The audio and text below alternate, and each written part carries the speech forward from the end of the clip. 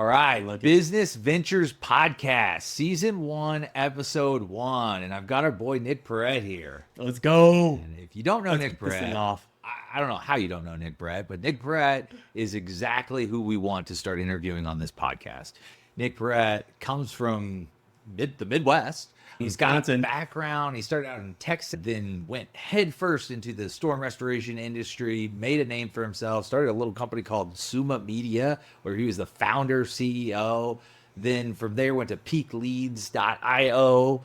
That company was very impressive, and that was your first major exit. Yeah. That's impressive. And now betterboss.io, and Better Boss is doing some really big things, CEO and founder. So it's a pleasure to have you here, man. Hey, I appreciate you letting me kick this thing off with you. I'm bringing my A game. I promise. The A game, okay. I promise. You heard it, so that's our expectation now. Yeah. With the Business Ventures Podcast, this is a new one for me. I'm not pegged in this corner where we have to talk about any one thing. Business, right? It's talking business. Business. And think of a venture. The definition of a venture is like going off and starting something, going off on this limb and risking it all to do what? Create a business. And I know there's so many people out there that may be fans of Nick Peret, maybe fans of myself, maybe just in our industry who just struggle with a lot of everyday stuff. And so I want to answer a lot of questions and solve a lot of problems for business entrepreneurs. Are you ready to scale? Are you ready to go out on your own? Whatever that may be, hopefully this podcast is going to help you and answer some questions there. Amen. So let's get started. I want to hear more about Nick Peret. You are a successful entrepreneur. Bottom line, and your success is your continued growth is obvious. Where do you think that came from? How did you get started? I know you said Wisconsin. Was it small town? Is it big city? Rural, right? Farms. Cows. Tell me about that. I grew up milking cows. No, I didn't. I'm kidding. But it's a rural area, blue collar. My dad was an electrician. My uncle was a custom home builder. My cousin was a plumber. It was blue collar. So that was just the environment that I grew up in. And that's why I like to work with contractors, right? It's relatable. And what are blue collar contractors good at? Work ethic. Work ethic, Work ethic, man. I remember being 12, 13 years old, and I'm at a rental property in Milwaukee with my dad in the middle of summer, and I'm spraying insulation. You're doing like, I got the mask going in my nose, dude. Right? Building the garage. Like, I did all that stuff, dude. So you were like on the ground, like working, doing the hard work, the heavy work. And so what type of work? So you're spraying the insulation? Dude, everything. Dude. I did siding, dude. I did demo. I did insulation. Like, you name it, whatever was going on with our property, I was helping with. So by the best of my ability. Oh, yeah, dude. In the summers, I worked at my neighbor's plumbing company, dude. I was taking hot water heaters and dropping them off the dump, right? First time going to the dump, I'm driving there. Got like 12 of them in the back. And I never backed up a truck with a trailer before. So there's this massive line at the dump. Yeah. I'm like, oh, shit. And I finally get back. And I'm throwing these. You guys are going back on the scale. Right? Yeah. If you ever been to a dump before, you got to weigh it before and then weigh it when you get out. And so it was a mess for me, to be 100% honest with you. I threw like half of them off. And I go to throw the next one, and a piece of metal is just cut back. And it rips through my hand.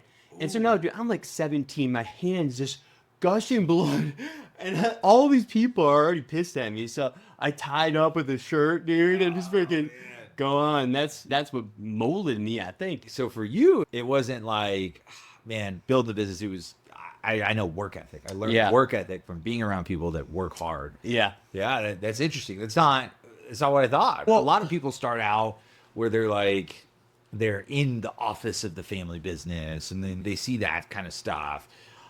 But you're so right.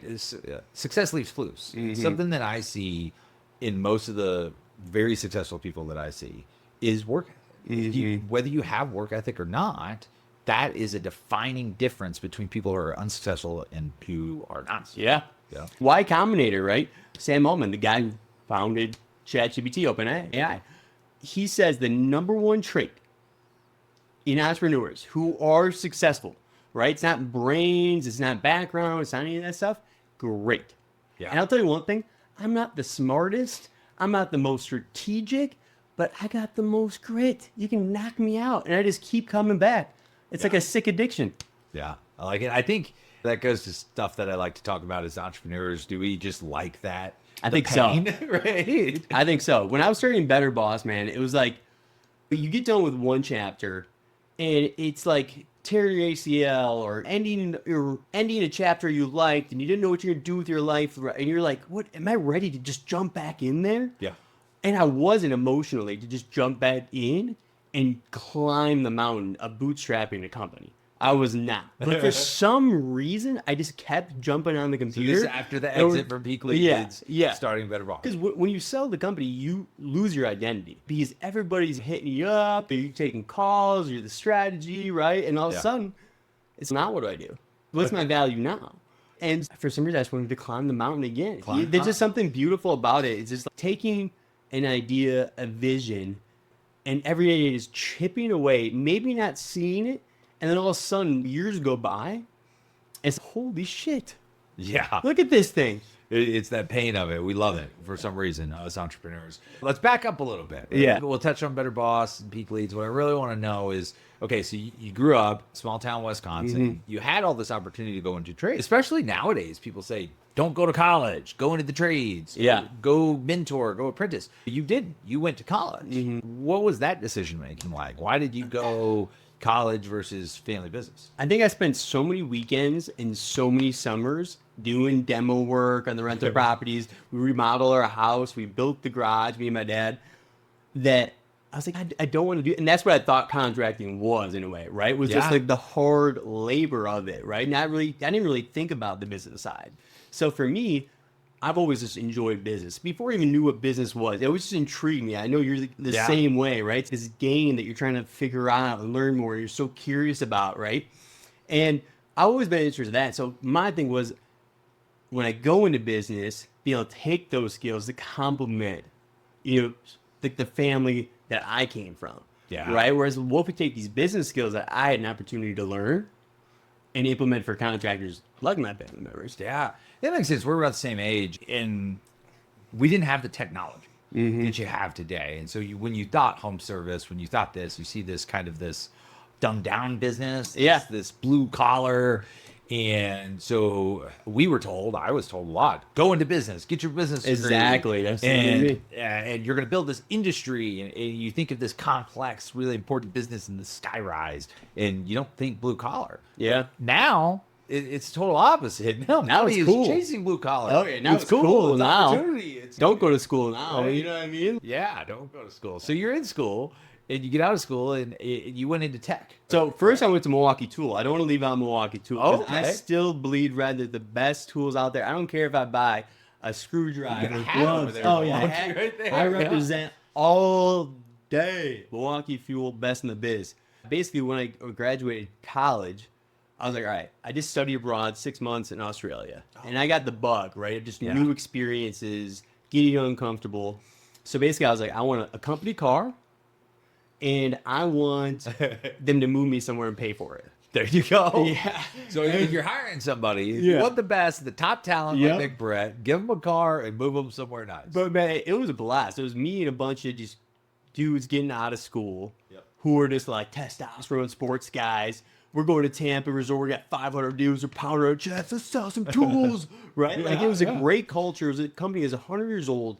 It was growing 20% year after year, right, under new leadership. And it was amazing to watch a company like that old and that established to start to take off. It's like right? a Stanley Cup thing. Yeah. Right? Oh, yeah. All the other companies. Oh, I loved it, dude. It was fun. It was a really cool experience just to see a company like that grow. What were you strategy. doing? What was your daily thing? You're selling tools to contractors or something? So it was interesting because you're going into, it's like a smaller version, more of a local Home Depot, right? Okay. It's a little bit smaller than that, and they might have 5 or 6 locations. So Milwaukee had their own, or maybe they still have their own, like Home Depot, like where you buy the tools? So so basically, so they do it best. Ace Hardwares, right? All those, but I'm trying to get placement in those places, right? But then for the bigger accounts, you're hosting events for contractors, and you're trying to sell those, so they bring in more stuff, right? So I was just, once again, with contractors, right? So the whole time, right? And tech, really, if you really look at the brushes and mortars and all that kind of stuff, the innovation in Milwaukee Tools is something that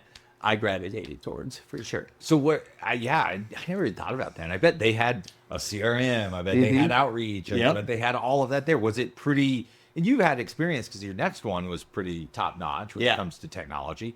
Did they have pretty good technology, or did that grow as you were with them? They did, but honestly, it was more. So the CRM, they had a CRM, right? I'll be honest, the implementation wasn't as great. Per usual, it happens, especially with bigger companies. But it was the technology and the tools, right? The one key, the Bluetooth, right? All this kind of stuff that they're putting in and taking these tools that used to be massive, right? Like jackhammers, and putting a battery on it. And you're like, what the hell? I'll take a jackhammer with a battery. Yeah, I don't know what I need it for, but I want one. It's insane. So when you see that stuff coming out, you're like, all right, we got the best of the best. This is the easy stuff. Yeah, there you go. So that was really cool. So what got you away from Milwaukee? So it was basically one of those things where it's, you're growing 20% year after year in a big organization. You're going to get opportunities. So I was in Portland. You get noticed. Then they moved to San Francisco, which is the biggest territory. Yep. And I think I won like the West or the Circle of Excellence Award, representing the West Coast, baby. Let's go. But for me, I never had any interest of climbing a corporate ladder. Yeah. And then moving every year to do so. It was so weird. I get promoted or I get an award and I just didn't really care. You know what I mean? Like it just didn't do it for me. And also, I don't like being told what to do. I'm not an easy person to be managed. So like I'm meant to go do this. And I think that's with my upbringing. My parents, they never said, hey, you'd be home at this time. You can't go over that person's house or whatever. So I just explored. I was a roamer, right? Like, and so when people tell me not to roam, I don't like that. I think that's what kind of gravitated me to that. But I end up, I'm like, you know what? I'm just going to move to Colorado now. I quit my job, didn't have a job lined up. So you quit Milwaukee, went out on, what do we call that? A venture? A venture. A limb? And for me, I've always, since I was like 10 years old, I always thought, I was like, what is the purpose of life? Like I've always thought like bigger, like why are we here? You think about it, you have such a limited time. And even if you don't take risks, you might still lose. You might still get laid off. You might still get fired. You might still have obstacles. At least in this scenario, I'm in control and I have flexibility, freedom, and I can make as much as I want.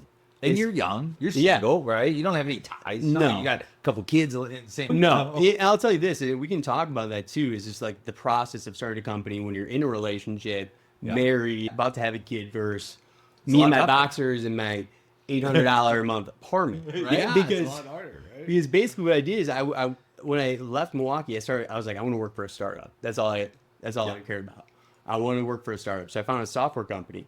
40% of their business was contractors. Yep. So there you go. That's your bread and butter. We're basically in a frat house. We had Nerf guns. We had a keg, ping pong. But this is like the corporate. Yeah, this is the office. This is right in Denver. Right next to Blake Street Tavern. If you guys know Blake Street Tavern, it's not Blake Street Tavern anymore, but that's definitely a hot spot. So it was at the same parking lot. Oh, there you go. But it was a blast. And I'd make 150 cold calls a day. I was averaging like 2 hours and 40 minutes of talk time a day. Yeah. So I was just ripping the phones, dude. It's where that work ethic comes from. Oh, yeah. I was ripping the phones, dude. And I learned a lot from a lot of people that I just sat by, right? Yeah. Like in my pods, just people who were just beast robots, dude. Could cold call. And some of these people are so good at cold calling that I'm like, you're good for life. You're never going to have to worry about money because even if you do run out of money, you can sell your way out of it. Yeah, that's the thing about sales, y'all. No matter what business you're trying to be in, if you perfect sales, whether it's cold calling, whether it's door to door, whether it's B2B, whatever it is, if you can perfect that sales, you can sell your way out of every problem. Solve problems. Money. Sales solves problems. Yep. The business principles are universal. So you can always apply that and go sell somewhere else. But we talk about, and we skip around a lot, but we talk about a lot of different key points in your life, right? Transitional periods. And again, this is what this podcast is for. This is what I'm creating this for. So if you're watching this or you're in one of those periods, whether you're in college and you're looking for a job, whether you're considering going to college or joining the family business, or if you're in a comfortable position, I'm sure Milwaukee was starting to get more and more comfortable. You're winning awards, you're doing well, you're in a nice city, you got your car in your city, safety belt. Yeah. But like he said, now is the time. Go off on your own. Go take that risk, go venture forth and go try to create something and be a part of something. And so were you learning stuff new? Were you applying principles from previous jobs? So I make President's Club the first month or second month or whatever it is. And this is the new one. This is the software company I'm working at, right? And I didn't last. This would be very short-lived. But basically, I started looking at the accounts, and this is where I started to learn about like the implementation. They don't actually use it. There's no results from the product. So I just lose all my passion. So you're talking in about selling. what you were selling, Yeah. the product you were selling. It wasn't working. And I talk about that when it comes to sales at all. If you give me something I believe in, I'm going to It's sell easy. it. It's Right? easy. That's it. Give me something I believe in, and I'm going to sell it. Yep. I don't care the price point. I don't care anything like that. If I believe in it and you truly need it, there's nothing between that's going to stop me from selling it. Exactly. Because it's So the right thing to do. You're It's selling selling. something that they don't need now. 100%. But I was also thinking about it. 42% of their business is contractor. I'm making 150 dials a day. I'm making I'm talking 60 contractors a day. Wow. So now do my brain's ticking. And so now I'm asking about their business plan. I'm asking about their marketing, all this kind of stuff. And after I started to lose my passion, my sales numbers went down, and my manager's like, all right, what are we going to do here? Like, you can get these up, or is this not for you anymore? I called my buddy that day and said, hey, if I run out of money, will you borrow me money? Told my boss, I'm out. Said hasta la vista. Walked out the door at lunchtime. So that never was your came business back. plan. Hold on. So your business plan was, I'm making relationships with contractors. I know contractors. Yeah. I can sell them something, and I've got a buddy that will help fund it if I run out of money. Yeah, and that was basically it. I didn't Did make, you have a product? I didn't make You have a money for problem? 6 You months, have a if anybody's solution? wondering. I didn't make money for 6 Not months. money. So the company didn't make revenue, or you personally? Both. I think my first deal was at like 5 months. Because Both. all I knew is I was gonna do something marketing. I didn't know what it was. So basically, this is where mentorship comes in. Basically, what I did is I researched like hundreds and hundreds of marketing agencies, found my favorite one, reached out to the owner. So for the very first few websites, I white labeled it, used his services. He showed me how to do proposals, how to do pricing, how to do project management. He slacked me every day, right? Because he was getting business from me too. So he was huge. So Andrew, appreciate you. And then on the side, and then on the side for the customers I'm trying to serve, the contractors, I met Randy. Okay. So I met Randy Brothers with the Roof Academy. Randy Brothers, shout out. And I met him through LinkedIn. I hit him up and said, I'll make you a free video for your company. And I never made a video in my life. So I bought like a $13 tripod, put my phone on it. The tripod breaks immediately. He like feels bad for me, invites me over to his house. We recorded with his equipment, and then I paid my buddy to edit it. And then he liked the Packers. Yeah. He was just getting the Roofing Academy going. Started working together. That was it. Wow. So there we go, guys. I mean, Randy Brothers, if you don't know who Randy Brothers is, he's a leader in the roofing restoration industry. He's got a very successful company. He's got a very successful consulting firm. And it's just funny how things happen and develop throughout life. Like, you didn't have a plan. You didn't know exactly the product you were going to sell, but you knew you were going to sell it to. That's something. Yeah. And you had the background, and then you quickly found out the product through marketing. Yep. But I see so many people that have this paralysis by analysis, and they just don't make jumps. They don't make moves. They have this genius idea, and they sit on it because they're scared because of all the things that we talked about. Yep. Maybe they have a wife, maybe they have kids, or maybe they're just in the fear of failure place, and then that comfortability. But you're the complete opposite. You're a little crazy. Sometimes almost too impulsive, but the thing is, you have to jump at some point, right? So sometimes I jump too quick. I just met and had dinner with somebody who had an app idea. And whenever I hear, I'm like, oh, this is a good idea, but will they actually put time into it? Yeah. So my thing is always start an LLC, an S Corp, whatever, make a name, and start to put a little bit of money in it every single month. Okay. And do something. Does that So if you're going back and you're giving advice to yourself at that time, would you say jump right then and there, or would you say invest a little bit more time into stuff like you're saying right now? So I always basically just jump right away. That's just because who I am. I'm not gonna lie. It's more painful, but the learning curve is definitely quicker too. And that's one thing is when you're bootstrapping a company too, it's a little bit different because when people get funding, they don't have to be super lean, conservative, creative. They don't have to be in the trenches learning it piece by piece by piece. So they don't even know the business that well. They can just throw money at things. When you bootstrap, you can't do that, right? So you learn it. Hold on for a second. I forgot on the introduction. Author. Accomplished author. Yeah. I wrote a book after I sold the company. I had spent like 2 months on it. And I don't know if I actually ever proofread it, to be honest with you. I found this software that was able to template all the text into the pages. So you use technology to help build the book. I actually purchased the book. Let's go. And I did the paperback. And Yeah. I had it on like fast delivery, but Yeah. it had delayed, so it's not here till. All right. Well, I'm gonna sign that. We're gonna sign that bad boy. We're gonna get an autograph. Anybody Unless you have out one there- here, then we'll make a trade. You know, dude, I don't know if you have them on my own bookshelf. So I didn't tell anybody that I even published it. It was just We're gonna something- post the link. It So was, get ready. The link it was will my be goal to wherever publish a book, and I was like, this is gonna be the only time I have this much time, and so Yeah. I just did it. Okay, so we'll back up a little bit. So you made the jump, but that's your personality trait. Yeah, personality Not everybody's Nick. And when you mentor people, you've had mentors, but you are more of a mentor now. You're in that place where you've made it. You mentor a lot of people. You give them advice of who they are and their life situation. So if I'm talking to Nick, I tell him to jump. But if that could be somebody else sitting at home that does have that wife and those kids, maybe if you're talking to Nick today, it's like, oh. But that's why I told him to go get an LC and just put a little bit of money in it to make it real, because I don't think he's gonna be that person who's just gonna go jump. So for me, it's just make it real somehow. And I'm glad you mentioned it, because the first company I started, my boxers, I had almost no overhead whatsoever. My apartment was $800. Yeah. And dude, I could sleep in a box for all I care. Like, I'm low maintenance, right? Yep. This time it's all right. So I sell that company. We get married. She gets pregnant. We're going on honeymoons. It's like everything is going. We're moving. Everything is going on. Yeah. Tell me about this first company. Your head first into entrepreneurship. Didn't know where you were going.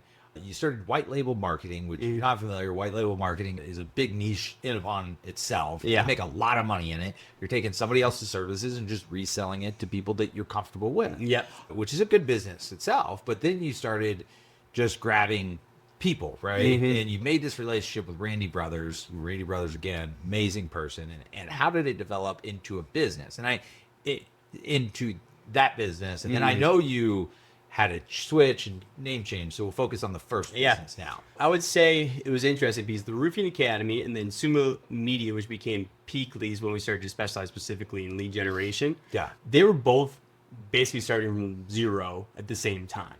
Okay. And so Randy had some like videos. I don't think there was any sales, and the website had to get redone, all that kind of stuff. So we're basically starting There you go. saving the same market, right, at the same time. And that was one of the first things I learned was, as I partnered with Randy, I'm like, all right, we got a niche. We have to niche down, okay? So we have to make sure we're just talking to the same person over and over again and serving that same person over and over again. Because then you can do processes, your messaging, your branding, your packages, your systems. Everything just becomes easier when you do that. So that's a big takeaway for sure. You don't need to be serving everybody. Be a specialist, right? Serve a specific target market or niche, right?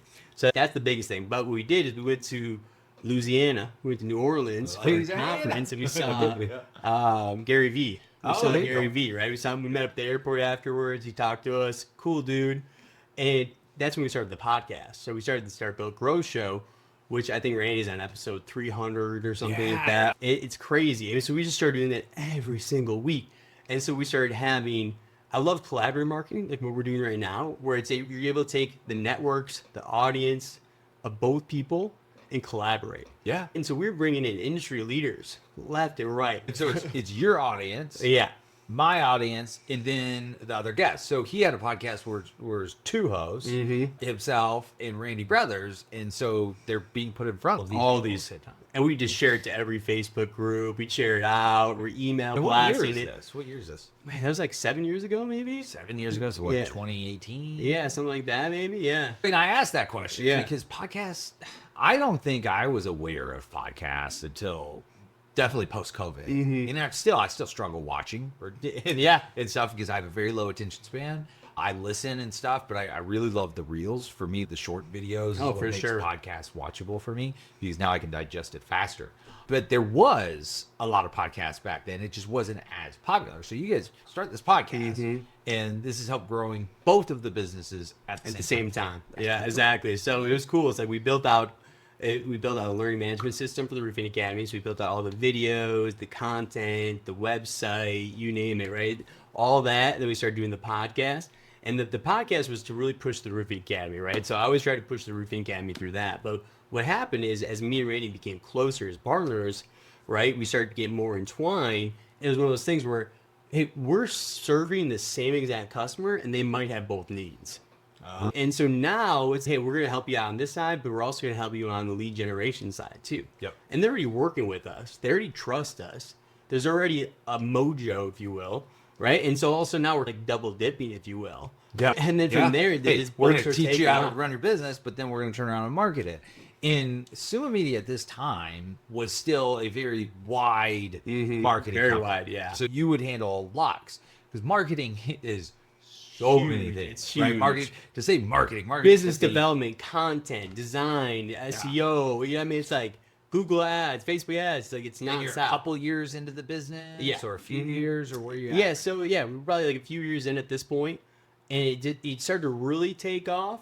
Where I niched down again because I was still working with this contractor, and then I went just roofing, but then now we just roofing and with commercial roofing, So more niche, right? and then we got rid of websites, we got rid of social media, we got rid of everything. Yep. And it offered one service, and we stopped going from like any kind of project work to only recurring revenue, where it was this is the monthly cost, and then we removed AR, so there's no AR. So basically, if they start the 7th every month, I bill it on the 7th every month before they even get going. So there's no accounts receivable, right? It's recurring revenue, right? And now it's everybody's getting better at their job because they're doing the same thing over and over again. And now we're starting to automate it. Yeah. And so all of a sudden it just it started. Yeah. So if you started a business, or you've been in business, or even leadership of a business, you understand this progression, right?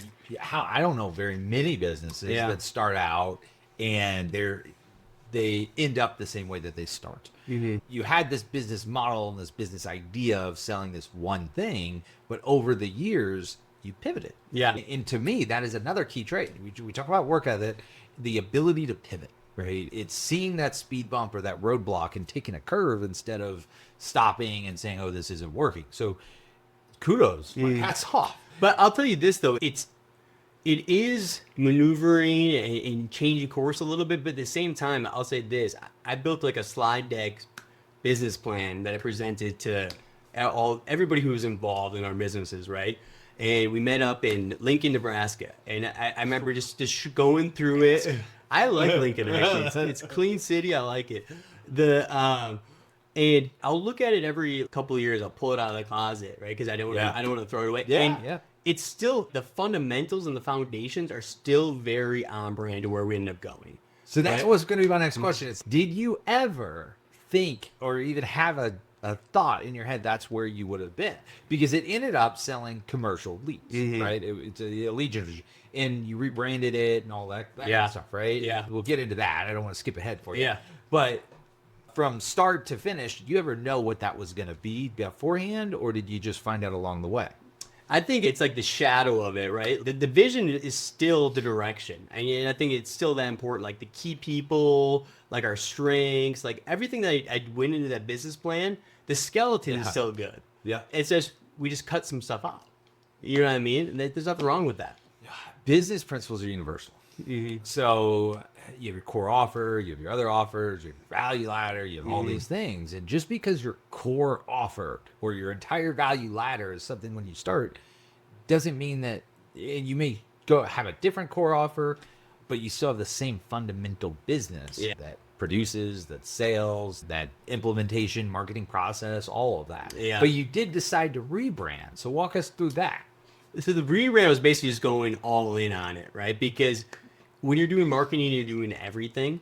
People get confused, and you want buyers to be not confused, right? Like they want clear understanding of what you do, what the value is, all that kind of stuff.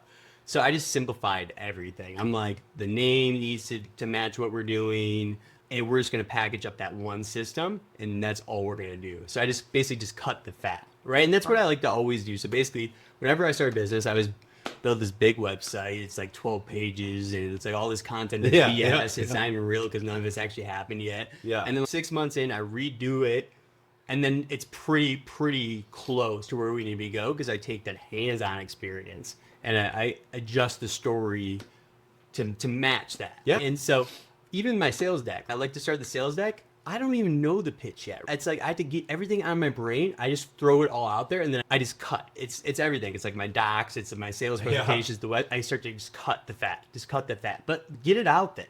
It's always hard. Just get out all your thoughts. Yeah. And then cut it. Wow.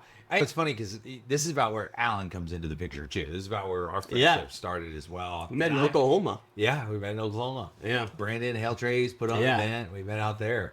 But it's cool to watch because it's so funny that you say that. A lot of people, they don't rebrand. Like you form a business. I almost think of it as a separate entity. Yeah. So in the introduction, two separate businesses. Yeah. When one chapter closes, the next opens.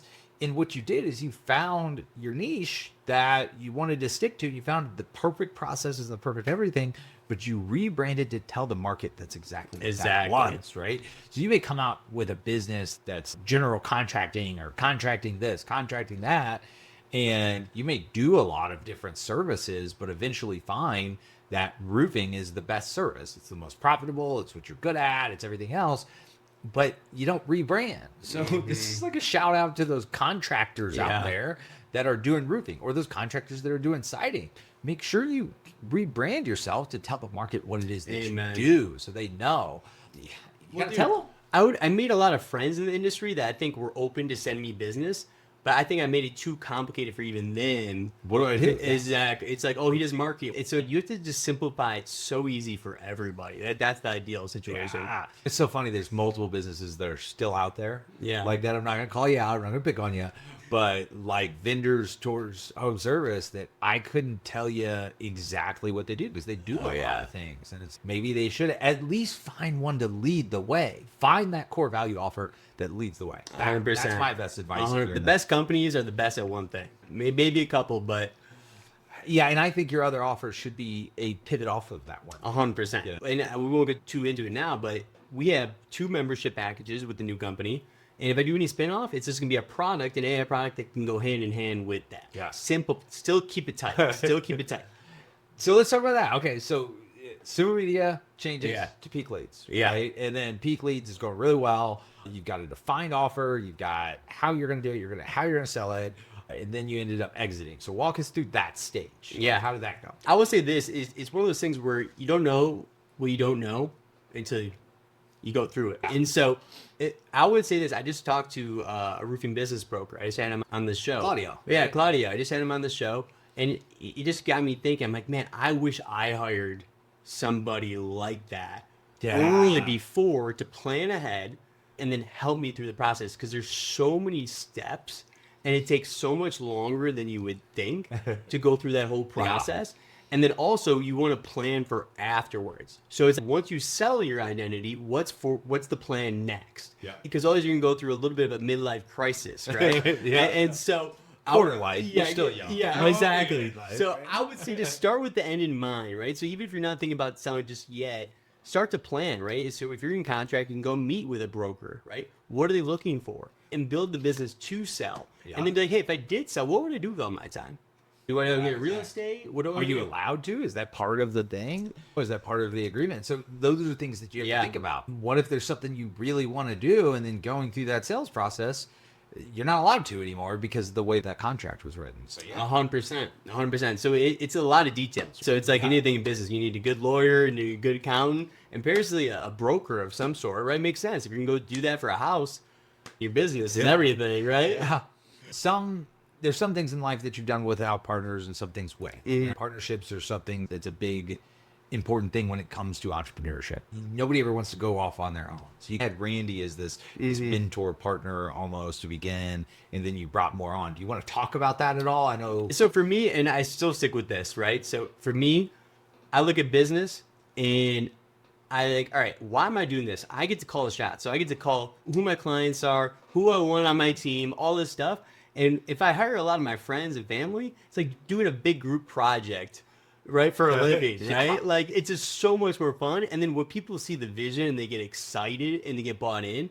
So, like, for me, for my hiring process, it's a little bit janky, but what I'll do is I try to sell the vision to people close to me where they're compelled to try to join me. Yeah. And they'll usually start to talk to me about it, be like, so what's going on here, man?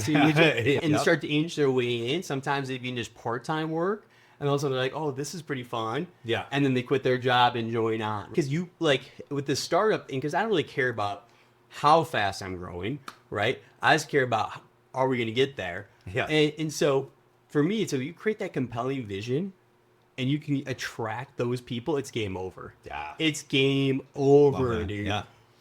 I'm a big believer in collaboration too, right? It's I can only do so much alone. So the more people that I bring in, the more growth that you have. So it's this community-led type thing. But some of my biggest failures have probably been bringing on too many partners Yeah. and stuff. you know? Yeah, I agree with that. You have to be careful with that. Yeah. 100%. Because you're basically getting married. Yeah. Right? Like you're getting married. Yeah. Now your finances are all shared. You're going to be spending more time together than anybody. And then if you don't want it where one person is doing more than the other person, because now also resentment's going, right? And then as you get older, your goals change, your priorities change. So having operating agreement from the very beginning, Is right? too important. Yeah. And then having opt-outs or having, hey, if I want to sell, if I want this, having those potential cases in that, this is the protocol. Yeah. Because obviously money, business, it gets intense, right? And Changes bad things can happen. It can change people for sure. But I'll tell you this, even though I don't have a partner with this new business, when I'm looking at people, I'm always looking at people that are in my circle that I enjoy being around. Yeah. And I think are go-getters. Yeah, there you go. No, that's huge. So so you exited Peak Leads, and you've mentioned this a couple times where you're going through this midlife crisis and all of that. And so where did the Better Boss form? How did that happen? How did you decide that I hate myself so much? I went through all this crap of starting a business. I'm going to start a whole new business. Oh, yeah. No partners, by myself. I love the pain. Like, where did that go? I do love the pain. I'm a sicko. It's a sick addiction. It's even in the bad days, like deep down, you're never gonna throw in the towel. Like those sleepless nights to me, right? If you're an entrepreneur at home, we're talking about those sleepless nights where you're just laying in bed and I don't know if I want to call it stress. I'm not a high stress individual. Oh yeah, but it's just there's so much on your mind. It's just going. And it's I want to do this, I want to do that, I want to do that. So this is some of the pain. We talk about the pain of entrepreneurship, and that goes for entrepreneurs as well. We don't give entrepreneurs enough credit, especially in the home services. Entrepreneur is somebody that runs their own book of business inside a business and treats it just like it's a business. So if you're a 1099 employee, one that doesn't exist. You're a 1099 and you own your own business inside another business. I like to refer to entrepreneurship. Yep. So all of these principles apply to you as well. 100%. 100%. It's their own book of business. It's their business inside of a business. So why Better Boss? Does that have to do with your family life? One thing we've skipped upon throughout all of this is your personal life as well. Right? Yeah. So your personal life is developing. And again, we have these podcasts, we go on these interviews, we talk to these people, we do meetups, and people talk about their career throughout business, but they don't talk a lot about their family throughout these times. And how does that pull you one way or another way when it comes to the business? I was like 24 or 25 when I started my first company. Yeah. No responsibilities, no overhead, and I could just let it rip. I could just take the risk. Because what's the worst thing that could happen? You know what I mean? It's just me. I moved back in with my mommy and daddy. Like, it is what it is, right? They have basements in Wisconsin. Yeah, exactly. We have a nice basement, big TV. There's a lounge chair, the whole thing, right? There's a bar in the back. Pack of Mountain Dew. Exactly. I'd be good to go. It really couldn't be that bad. But with this one, it's like, all right, I know I want to get back in the game. Like, I didn't apply for any jobs, right? I knew I wanted to get back in the game. So it was interesting because with our timeline, it's like everything's going on big life moments, getting married, right? All the heavy. Get married and start a new business all at the same time. Like it was like everything was going down. So I'd be working 24/7 on the computer. Like I probably pulled 100 and something all-nighters because I was passionate about solving this problem. And I love this business model so much and what it can do and the results that we're seeing. And I was like, I want this. But with the last company, I was just the business guy. So just more everything. And more business, though. Managing the team, goals, right? Taking sales calls, networking, stuff like that. I knew enough, but I wasn't a tech guru by all means. So basically, I'm like, all right, well, I got all this time.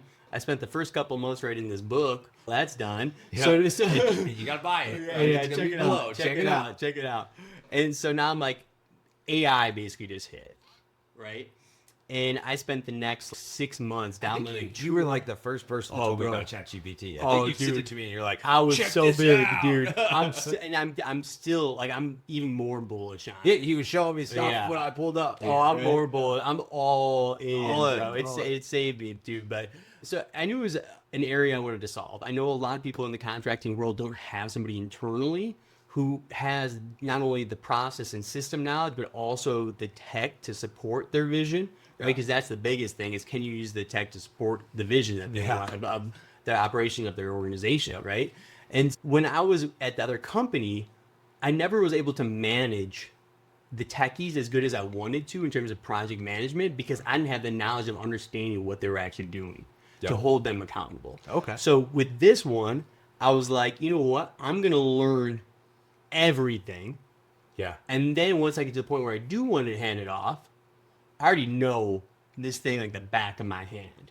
I'm already so dangerous that if I need to jump in or hold somebody accountable or keep a project moving, I can do that. It lines up too. And so there's a reason why I want to go into who my guests are.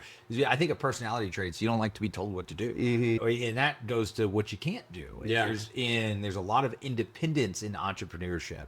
And being that independent person, you can't have somebody that's a bottleneck. And so if these techies, these people writing your scripts, coming up with a lot of things, that's your bottleneck, then yeah, you need to learn how to do that. 100%. So that makes a lot of sense. Because that's a big bottleneck for a lot of companies, right? Yeah, It's like, oh, this is 6 months, this is 12 months behind schedule, and we're 60,000 below budget or over budget. Yeah, I've got a business that wasted almost 200 grand. Exactly. On stupid decisions when it comes to tech stuff. Exactly. Right? Exactly. So that makes a lot of sense. You had more of a defined message with Better Boss, right? So now enters the betterboss.io. And I don't want to just run past the marriage during this. Yeah, You want to talk about self-sabotage and crazy people. Thinking back now, I don't know why I didn't give this guy advice. Hey, why don't you go work for somebody and get a steady salary and do the marriage? But I didn't even give you that advice. Oh, yeah. Probably because I believed in you, right? Oh, yeah. I knew who you were. And if anybody's capable of creating a business and doing a startup while getting married and starting a family, that's you. But how challenging was that? Did that, sleepless nights, did that amplify that? And the thing is, like, I knew what Brittany, my wife, wanted in the timeline. She wanted those things, and I did too. Yeah. Right. And so I knew what my run rate was, and I knew that my spending habits were only going to go up. Okay. So I knew I was going to be bleeding money, dude. So that's why I'd be pulling those all-nighters because in my head, I knew my clock. Yeah. I knew my clock, right? And trying to go all in on this big mission. Yeah. So I was ripping. Like, I didn't have any social life. I lived behind this computer. But the thing is, what's so interesting about it is I'm probably 10 times smarter than I was 2.5 years ago. Yeah. You know what I mean? It's what alcoholics refer to as an epiphany. Yeah. You know? Yeah. I say like those aha moments or times of zooming out. It's crazy how right now you can see so much more, vision than you had back then. I want to tell this story though real quick because this is interesting here too. Because basically what happens when you start a business and you've actually not provided the solution or the service before, basically you go online, you look at what people are doing, you try to find some kind of a process, you put it into a proposal, you put a price tag on it, and you send it out. First, I was just trying to get anybody. So I was just sending out proposals to like people on like Upwork. So I sold this chiropractor in Georgia, right? For 10 grand or something like that. It was something where I ended up working for free for like way too long because I put in a project. Should have done monthly where they can just keep adding on, right? So then I'm not gonna get screwed and still can make money, right? So for all you creatives out there or anybody doing that stuff online, recurring revenue and don't get caught in the project. And so they're the first client, and I underbid it way. So dude, I was working for free, and the first thing I had to do is be looking at these health records, these patient records. Dude, none of the data. They don't like to transfer any of that data for security and privacy. It's really important. You probably shouldn't have been looking at it. No, exactly, probably not. And I had to create this custom integration using this like Fire API thing that's like standard practice in healthcare.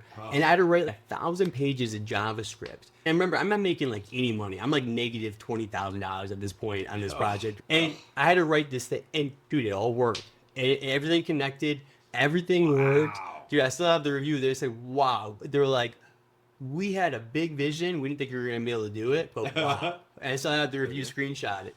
But it's one of those things where I was taking the pain financially on that, but like you're learning so rapidly that sometimes you just have to just do it. So, guys, focus on the positive. Focus on the stuff that you learn. Like, we all make bad decisions as business owners, business leaders. I made plenty. But at least you're grabbing so much out of that. People could have tapped out, wouldn't have learned what you learned. The money's already gone. Oh, yeah. All right. It's like you've already taken that loss, so why not keep going? So what was the Better Boss vision? What you say you focused on this problem that you needed to solve. What was that problem? That's for me. When I start a business, I identify a problem, I find the solution, and then I create the business around that problem. Did you go that route? Think of your contractor, your average contractor. What does their sales process look like? How long does it take for an estimate? Do they have a sales presentation? Are they productizing? Are they using financing? Are they using automations? Do they have workflows? All this kind of stuff. Are they doing job costing, right? All these super fundamental things that are so essential and can make such a drastic impact. Yeah. Dude, we've saved people 52 days a year. We've cut $7,000 in software costs per month for companies. We've increased close rates by 23%, right? Like, it's all this stuff that's making such a big impact on them. And it's about, you start with the processes, of course, right? That are built to scale. But then the software is just something that supports it, right? That is just the engine, right? Or whatever you want to call it. But it really starts with the nitty gritty of taking this puzzle that's 1,000 pieces and piecing together, right? All the fine details of their process. That's what it is, right? Because everybody tells you something different. I look at hundreds of job files. Every job file is a little bit different because there is no protocol. And so you're trying to piece together what's real and what's not, right? And so it's just like a big puzzle you got to put together. So I'd almost say like technology-driven business efficiencies. Yeah, 100%. Yeah, 100%. It's basically the thing is we can save you time, right? Yeah. We can increase your profit margins, no doubt. Yep. Those are the big things. And then the third one, which is my favorite, is finally get rid of the chaos, get everybody on the same page, have a protocol so you're not stressed out all the time. Now that, and if you don't know Nick, he's gone through these challenges again with Better Boss, but he's came out the other side. I look at you now have a successful business with a business plan, with everything dialed in. What's next? Do you have the 1, 3, 5 year vision? I know you've grown your business. You have employees now. You have salespeople. You have people that you work with. So it's not just yourself. But what is next? Now you're at that place where it's scaling. And I think a lot of people, again, we talked about scaling before. Do you find a comfortable wage that your business is producing? And do you live on that and say, hey, I'm happy with this. My wife is happy with this. My fur babies, my babies, like everything's happy with this. Or do you scale it up? Do you love the risk enough to where you keep climbing that mountain? And then at what point is it enough? And at what point do you sell? Or do you even know? They're all great. They're all great questions. I'll tell you this is I was in such a rush. I was on a hamster wheel to get that momentum that this pace is I'm cool with right now just for this short chapter. It could be a month. It could be 3 months. You know what I'm saying? Because you know how it is it goes. Yeah, it's your dips and waves. You can't be sprinting the whole time, right? Yeah. And so as a people too. Come from a guy that sprints marathons. Yeah. That's another. But it's one of those things where I was going so quick that now I'm enjoying it. It's one of those things too where we're so in the trenches with our clients that a lot of them end up just keeping us. They're like, hey, we'll try it for 3 months, and then now it's just like we're part of the team. You're part of that. Yeah. So it's pretty cool to be part of these strategies and then actually implementing them. Because like with the Roofing Academy and other things I've been, just giving them leads or giving them the information or giving them, I'm actually like in the trenches, implementing everything with them. Full revenue operations. Oh yeah. To the point to where they can't operate without you. Oh yeah. And like the thing is, it's one of those things where whatever they throw at me, if it's behind the computer, I'm down. We're working the Green Tech out in Florida. We're doing a 9-day sales accelerator program. We got videos, we got content, we got quizzes, we got in-person activities, dude. We got hype videos, the whole thing. It's everything you need. Yeah. And so when you're looking at that, I mean, what is that going to do to their sales team? And every time they bring in new reps, they're doing this 9-day thing. Yeah. Right? We're going to make them build out a Summa quote. We're going to give them an eagle view. They're going to have to figure out the measurements. They're going to have to build out a Summa quote. They're going to have to do the whole job all the way through, right? Because otherwise, they don't learn that stuff, and it takes way too long to get them going.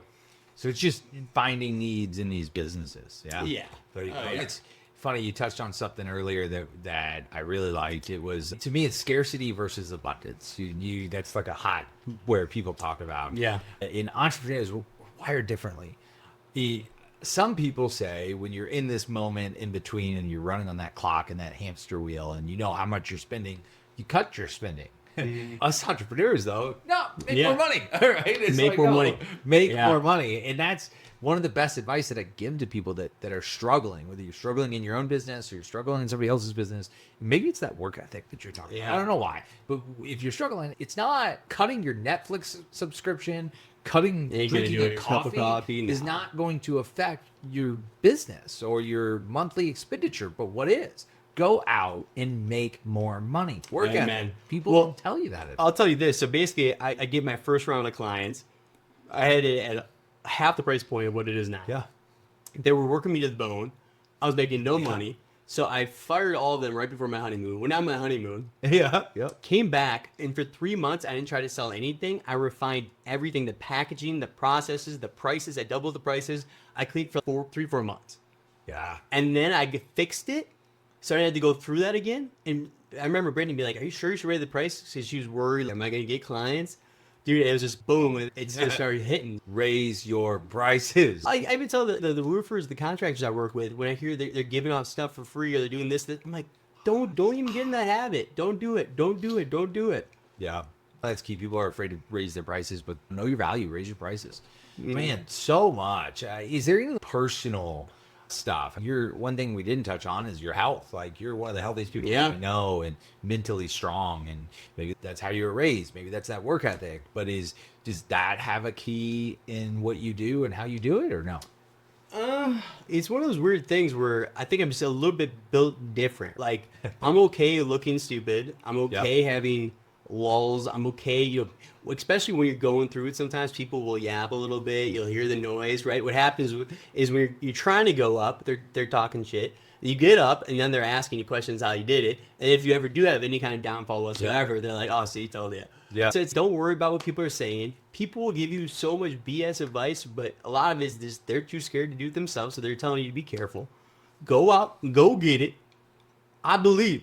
Let's go. Man, I appreciate having you so far, man. Yeah. There is. So if you're a fan of Nick Peret, or if you watch me at all, or our previous podcast, we used to do something, Who Wants to Be a Millionaire? Oh, here we go. Favorite segments, right? But one thing is, we don't own the rights to Who Wants to Be a Millionaire. Mm-hmm. So we thought we would create our own. So this is Who is the Smartest Millionaire? And I'm so bad at trivia. This is where I'm about to get embarrassed. Trivia. And one cool thing is, when we used to do the older Who Wants to Be a Millionaire segments, it was my least favorite part of having the podcast. Was it? I would have to go in and research you. Yeah. And then derive questions from you. These questions, AI did it all. AI did it for you. AI ChatGPT. I didn't have to do anything. ChatGPT. They're a little tougher, though. I will say they did get a little harder. Thanks to ChatGPT. But I get lifelines? You get a lifeline. A lifeline. You get to choose. You either have to call somebody for help. Yeah. Or 50-50. Okay. So one of the two and only one. Okay. So here's the questions. So question 1 is the power of follow-ups. What percentage of sales require at least 5 follow-ups before closing? 30% of sales, 50% of sales, 70% of sales, or 80% of sales require at least 5 follow-ups before closing. I know there's the 80% on there, but I don't think it's for the 5. I've definitely seen the 80%. I think I go 50%. There you go, 50%. Final answer. This is it. You're not going to use a lifeline. I'm not out. I get all the questions still, though, right? There's 5 total questions, Joe. Yeah, I'll take it. Yeah. So B, 50%. Oh, come on. What is it? It's funny. He had the 80%. What is it, the 80? Because I remember there's an infographic, but I thought the 80 was more touch points even. I thought it was like 7 or something. So Jay Haynes is a friend of mine and colleague, and he told me something the other day. He gave me this advice. He's, once you start rationalizing your gut, that's when you go wrong. Right? True. Go with that gut opinion. So you had it. Should have went with 80. All right, question 2. Speed matters in lead conversion. According to industry research, responding to a new lead within 5 minutes, speed to lead, increases the chance of closing that deal by how much? 2 times, 5 times, 9 times, or 21 times? Man, you gave me some hard ones over here. I'm gonna say 9 times. I'll say 9 I times. would say 9 times. So you're 9 times more likely to sell a job if you get to that lead under 5 minutes. Yeah. That's your final answer. Yeah. Okay. Come It on. was actually 21 times. So who's the industry leader here, according to industry research? Who's the source here? ChatGPT. Yeah, ChatGPT. Just everybody out there, just so you know, if you don't follow up with ChatGPT Yeah. and ask them if it's accurate information, they will lie to you a lot. So be careful. Hey, so look, 80% of all statistics are completely Yeah, false. they're all lies. All the stats are lies, but they're great though, aren't Hey, they? it's my story. Let me tell Yeah, you. exactly. But look at that. That's coming from somewhere. Oh, yeah. 21 times. Take that, put that a part of your process. If you take something from this whole podcast, it's implement speed to lead. You're 21 times more likely to sell a job for speed to lead. Efficiency boost. On average, how many hours per week? Yeah, these are contractors waste I'm gonna get 0 right. I'm looking like an idiot. How many contractors waste on inefficient processes that could be automated?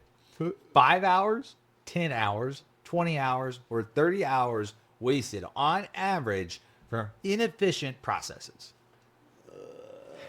Let's say 20 hours. 20 hours. Final answer. I was gonna say 10, but yeah, I'll go 20. You got it. All right. Here we got one. That's got why I got one. a better boss. 20 hours. 80 hours a month. Ah, that's crazy. 80 hours a month. I'm going to send you all of these because these are statistics Yeah, they're that you legit. should have. Yeah. Because it truly affects like all of these questions. We sold literally 52 days a year. We save my buddy. 52 days a year. Think about 52 that. days. That's insane. That's insane. That's insane. I mean, imagine doing that. Hours per week, per contractor, per person. Oh yeah. It adds adds up. up. It adds up. Closing the deal. Okay. What is the industry average close rate for residential roofing sales? Hold on. Is this man? One more question after this? You have, Okay. you have 2 questions. okay. So these are the last 2. Question 4, question 5. This goes with industry average close rate for residential roofing. According to the Roofing Contractor magazine. Or Who knows? Maybe Better Boss website. yeah, Maybe yeah. you got it on your website. I don't know. Is it 15 to 20% is the industry average close rate, 25 to 30%, 35 to 40, or 45 to 50? I'll say, was it 25 to 30? Is that what it was? Yeah, so it's 15 to 20, 25 to 30, 35 to 40, or 45 to 50% is your average close rate. And now, 25 to 30. I know most of you roofers at home are saying 80 to 90. That's not even a And, damn no way. option. You're lying to yourself. It's not 80 to 90%. They're probably getting spoon fed or something Oh. over there. Oh, yeah. What is the average? I'm saying 25 to 30. 25 to 30. Final answer? Are you going to save your lifeline for your next one? Yeah. Okay. Because that's why I got my phone. God. Yeah. It's 15 I got to one, 20. one or So according 15 to to 20. ChatGPT, according to AI, which knows more than what we know Yeah. nowadays. It might be just making these up. If you didn't search the internet, which it might not have if you didn't tell it to. 15 to 20%. Yeah. It's crazy. Look, thumbs up. Thumbs up. There we go. No All right. way. Here's the final question. Okay. Estimating efficiency. What is the biggest factor that slows down the estimating process for contractors? Is it inaccurate measurements, manual data entry, delayed customer decisions, or supply chain issues? Well, I'm going to use my lifeline here. Yep.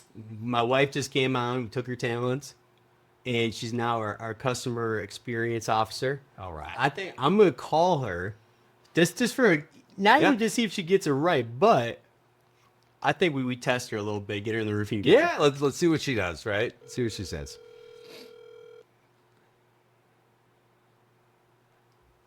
Oh, she answered. Hello. She answered. Hey, babe, you're live right now on the podcast. We're doing a little bit of a millionaire game here. It's my last question here. Who and is I had the smartest billionaire? who is the smartest millionaire? And I use my lifeline to call you for this question. So you're live here, so I want to give it to you. Okay, so we're talking about estimating efficiency. What is First week of working in the roofing industry. You're a roofer now. This is a good test. Hey, roofers rip it and grip it. I only got one right so far. He's got one right so far. That's better than I think most people are going to do. Yeah. Okay. Okay. What is the biggest factor that slows down the estimating process for contractors? So contractors trying to perform an estimate, what is the biggest factor that slows down that estimate? Is it inaccurate measurements? Is it the fact that they have to manually enter the data? Is it delayed customer decisions or supply chain issues? I'm gonna go with manually entering in information. Woo! Let's go. Nice job, Bill, babe. 1 for 1. You're already better than Nick. Yeah. Thank you. Week one, doing good. Good job. All right. Love you. Bye. I should have asked you first if that's what you wanted. Always trust your wife. There's Oh, another great I was thing, just going right? to go with it. That was the, yeah. Oh, man. Well, man, She knows everything. there you have it. So you got 2 out of 5. Mhm. We're going to have a leaderboard. So at the end of every season, we're going to have a leaderboard. We're going to see who's the best. You can't So- beat 40%. Man, it's been a big pleasure for me to have Nick Peret as a really good friend in this industry. So I think one of my first podcasts was with Nick Peret. I was one of his first guests. He was one of my first guests. took So it just over makes one of my sense. shows for I a took little over bit. one of your shows' host. So it just makes sense that you were the first guest. I on my appreciate that. podcast. I appreciate that, Yeah, man. dude. Bring it in, man. Thank you so much for tuning in. And I can't wait for the next guest and the next show. Thank you.